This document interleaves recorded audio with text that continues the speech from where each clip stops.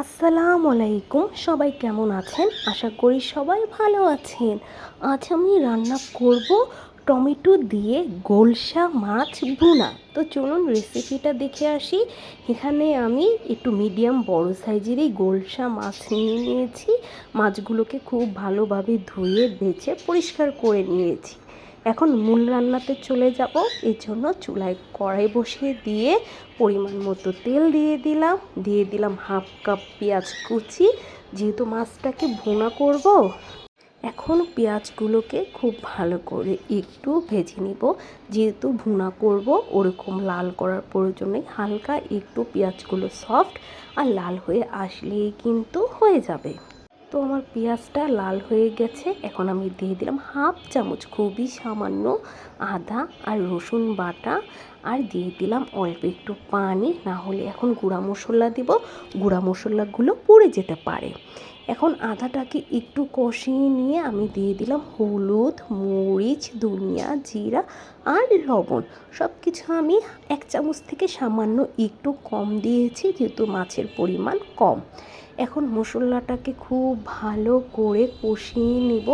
যখন মশলা থেকে উপর দিয়ে তেল চলে আসবে, তখন বুঝে নিব যে মশলাটা আমার খুব ভালো করে কষানো হয়ে গেছে। মাছটা যেহেতু টমেটো দিয়ে ভুনা করব, এখন আমি টমেটোগুলো দিয়ে দিব। টমেটোটাও মশলার সাথে খুব ভালো করে কষিয়ে নিব। মাছ ভুনা, যে কোনো মাছ ভুনা তরকারিতে টমেটো দিলে গ্রেভিটা খেতে খুবই ভালো লাগে। তো টমেটোটা থেকে এখন একটু পানি ছেড়েছে, এটাও আমি খুব ভালো করে কষিয়ে নিব।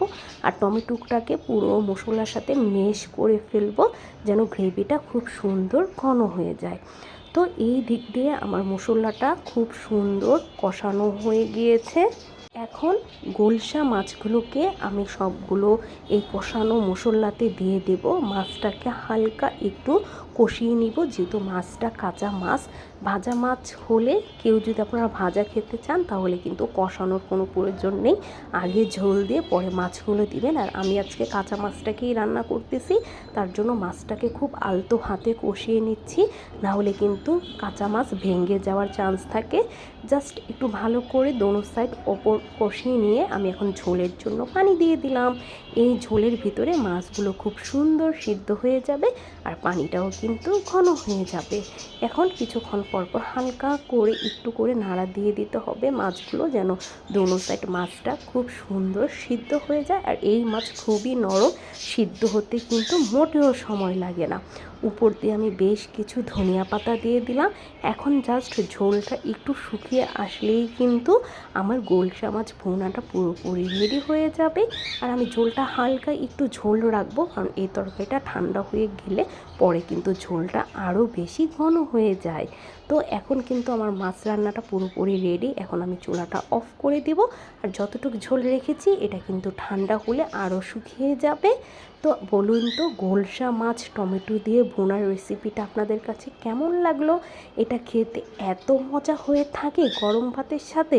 আপনারা ঠিক এইভাবে কাঁচা মাছটাকে এভাবে ভুনা করে খেয়ে দেখবেন, অনেক ভালো লাগবে।